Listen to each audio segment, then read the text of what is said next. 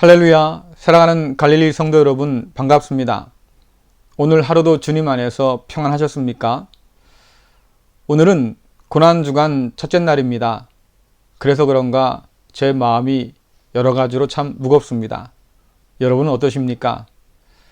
이 고난주간에 사람들은 미디어를 금식한다거나 탄소 배출을 줄이는 여러 활동을 통해서 주님 고난에 동참한다고 합니다. 설교 이후에 잠깐 소개해 드릴 테니까 여러분 가정에서도 한번 실천해 보시면 좋겠다 싶습니다. 오늘 우리가 함께 나눌 말씀은 누가복음 19장 45절부터 48절 말씀인데요. 이미 사순절 묵상 32번째에서 묵상했던 그 말씀입니다. 예수님께서 예루살렘 성에 입성하신 이후에 예루살렘 성전을 깨끗하게 하셨던 그 일을 기록한 본문이지요. 저는 오늘 이 본문을 조금 다른 관점에서 묵상하고자 합니다. 오늘날은 문학을 이해하는 방식이 예전과 많이 다릅니다. 예전에는 작가의 생각이나 의도가 중요했지요. 그러나 요즘에는 읽는 사람의 생각과 관점이 더 중요해졌습니다. 작가가 무엇을 표현하고자 했는지 그건 별로 중요하게 여기지 않습니다. 그 작품을 읽고 보고 해석하는 독자가 더 중요해졌지요. 그래서 하나의 작품에서 여러 갈래의 해석이 가능해졌습니다. 어떤 해석이 옳다 그러다가 아니라 다양한 해석으로 인해서 그 의미가 확장되고 더 풍성해졌다고 말합니다. 이것을 요즘 큐티에 적용해 보면 본문은 하나지만 그러나 그 본문을 통해서 묵상하는 사람들의 생각은 여러 개가 나올 수 있다고 하는 겁니다. 그래서 요즘 시대를 소비자 중심의 시대 혹은 독자 중심의 시대 혹은 자기 중심의 시대라고 말합니다. 내가 어떻게 생각하고 어떻게 느끼느냐가 더 중요해진 그런 세상이지요. 모든 것에는 순기능과 역기능이 존재합니다. 다양성을 순기능이라고 볼 수 있습니다. 여러 해석으로 인해서 더 풍성하게 의미가 밝혀졌다고 볼 수도 있겠지만 그러나 한편으로는 왜곡의 역기능을 생각해 보아야 합니다. 보고 싶은 대로 보고 믿고 싶은 대로 믿도록 그냥 놔둔다고 하는 것은 자칫 오해와 왜곡을 키울 수 있기 때문이지요. 이러한 태도는 진리를 대할 때도 드러납니다. 오늘날 많은 사람들은 진리에 대해서 상대적이라고 생각합니다. 절대적인 진리란 없고 사람의 생각과 관점에 따라서 모두가 다 진리가 될 수 있다고 생각합니다. 그렇기 때문에 옳고 그름을 따지는 것은 그렇게 의미가 없고 그저 다를 뿐이고 그 다른 것을 서로 인정하고 받아들이는 것이 중요하고 성숙하다고 그렇게 사람들은 생각하지요. 여러분, 근데 이러한 관점을 가지고 성경을 본다고 하면 어떤 일이 생길까요? 하나님을 각자의 방식대로 생각하고 주장해도 과연 괜찮을까요? 독자 중심이나 소비자 중심 혹은 사용자 중심이 가진 그런 생각으로 인해서 왜곡되고 오해되는 것은 과연 없을까요?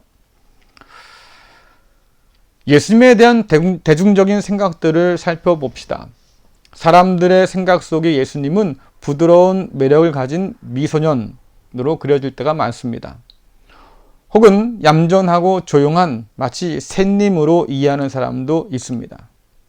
예수님에 대한 이러한 생각들이 정말로 성경적인 모습일까?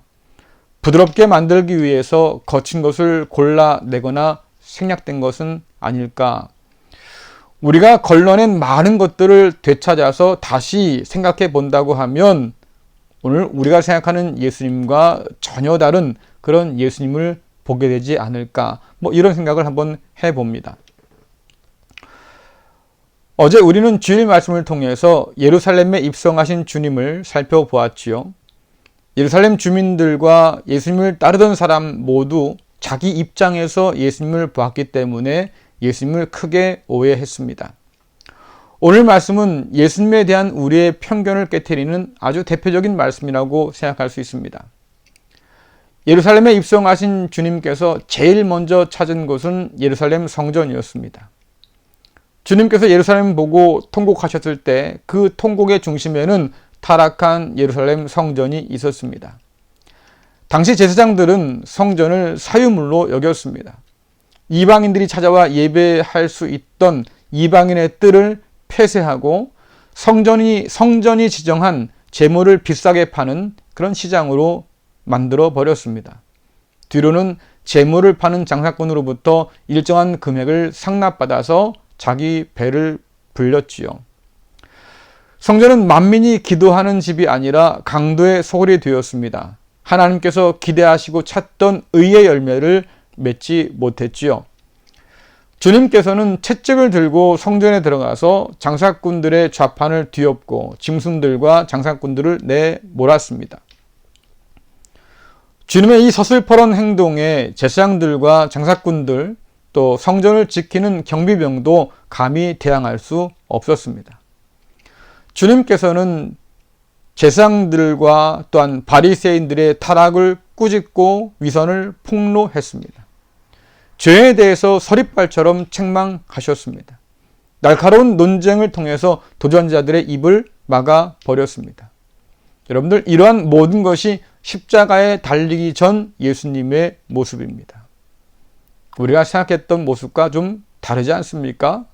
부드러운 주님, 사랑이 충만한 주님, 그래서 누군가에게 싫을 소리 하지 않을 그런 주님 같은데 오히려 주님의 모습은 많이 달라 보입니다. 그래서 어떤 사람들은 이러한 예수님을 터프가이라고 부르기도 하고 상남자 같은 예수님이라고 말하기도 하지요. 우리가 갖고 있던 대중적인 예수님의 이미지가 얼마나 성경과 뭔가를 생각해 보게 됩니다. 우리가 이렇게 주님을 바로 보기 시작한다고 하면 십자가에 대한 생각이 많이 달라지기 시작합니다. 예수님을 샌님으로 잘못 오해할 경우 우리는 예수님께서 힘없이 어쩔 수 없이 잡혀서 고난받은 줄 압니다. 물론 주님께도 십자가의 죽음은 두려운 일이 맞습니다. 십자가로 가까이 갈수록 주님은 두려움에 떨었지요. 그러나 그 두려움과 싸우면서 끝까지 십자가를 향해서 전진하셨습니다. 힘이 없어 당하는 고난이야 어쩔 수 없이 받아들이고 체념할 수 있겠지요. 그러나 힘이 있어도 당해야만 하는 고난이라고 하면 이야기는 달라집니다. 저항할 힘이 있고 제압할 능력이 있음에도 불구하고 사명을 감당하기 위해서 그 힘과 능력을 사용하지 않는 것은 보통의 의지로 되는 일이 아닙니다. 나를 죽이겠다고 달려드는 사람에게 힘과 능력이 있는 사람이 그냥 당하고 만다고 하는 것은 그렇게 되기를 원했기 때문이지요. 이러한 말씀들을 통해서 주님을 다시 한번 생각해 봅시다. 여러분, 주님이 다시 보이지 않습니까? 우리는 오늘부터 고난주간을 보내고 있습니다. 고난주간에 우리는 주로 무엇을 묵상합니까? 주님의 고난인가요? 여러분들, 병원에 가면 통증의 정도를 묻는 질문을 받기도 합니다.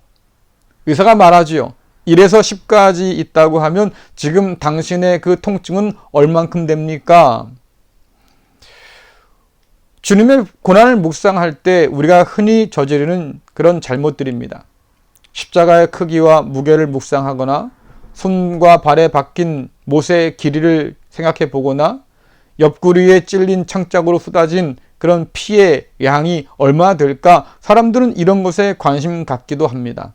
하지만 성경이 그런 것에 관심 갖지 않지요.